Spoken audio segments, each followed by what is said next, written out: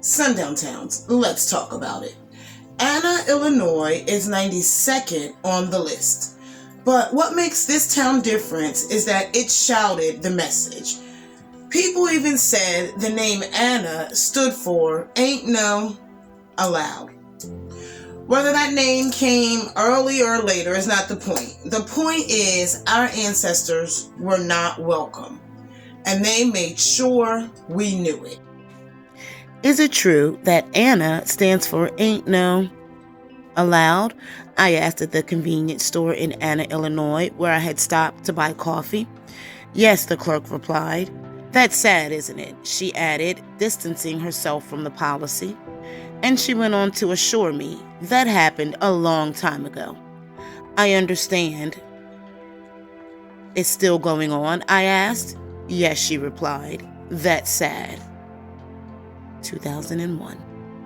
So what makes Anna especially important is that it fits into Lowen's historical definition of a sundown town, but it also fits into the expanded definition that I use, with segregation, terror, and violence that created racial boundaries with or without signs. Yeah, the trifecta of the sundown town infrastructure.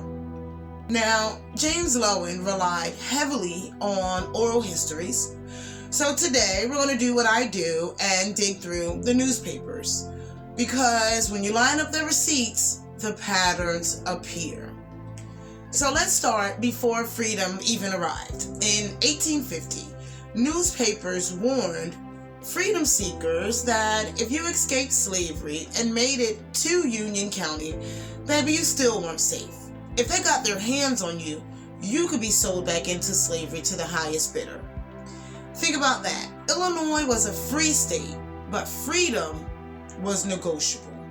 Then emancipation came, and one of our ancestors attempted what freedom was supposed to allow. He attempted to settle and to build a future in Anna. A black man came to Anna to make life and was unalived. The message was clear. Don't come here.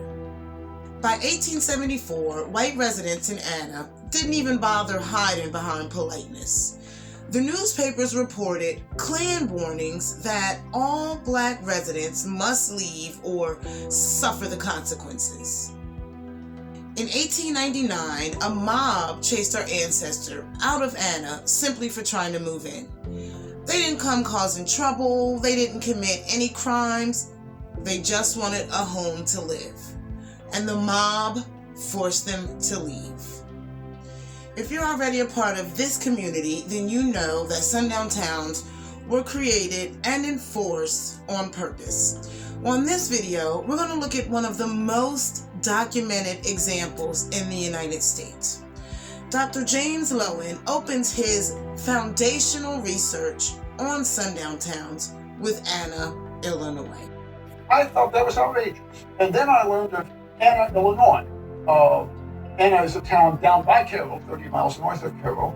And I learned that in 1909, Cairo had a spectacle lynching.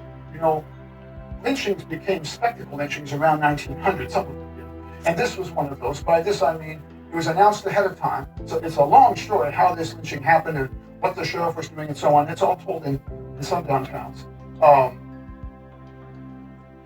It was perhaps the first brilliantly illuminated nighttime lynching in the United States.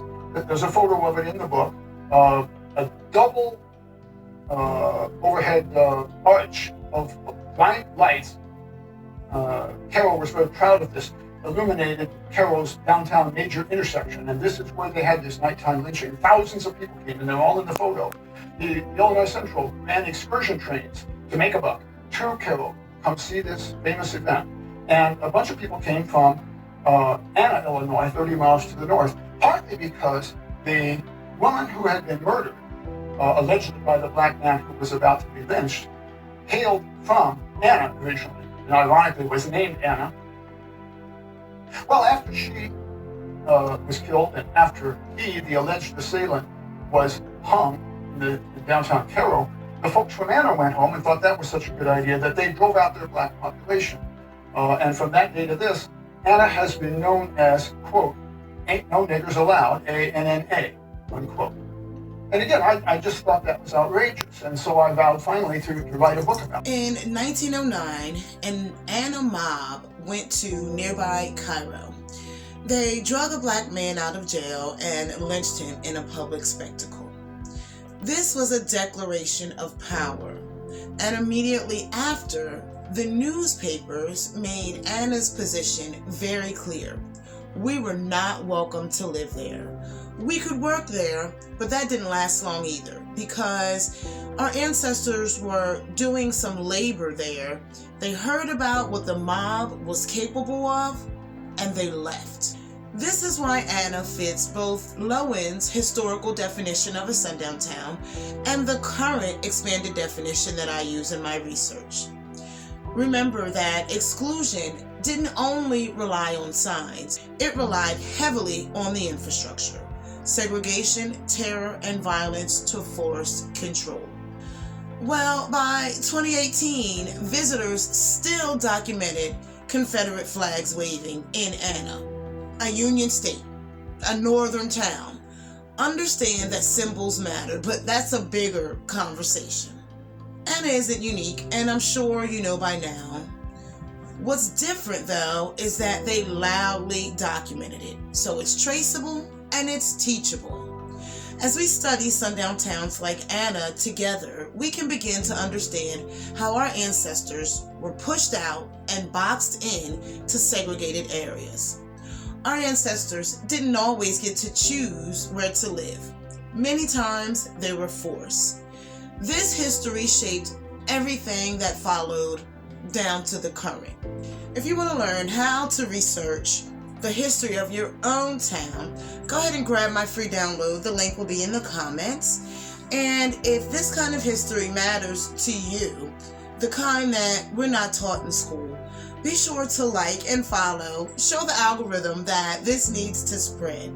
My upcoming book goes even deeper on this history. It's not random, y'all. If this history is new to you, or if it's familiar, I encourage you to keep digging. Tell me in the comments, did you grow up in or around a sundown town? Let's learn together.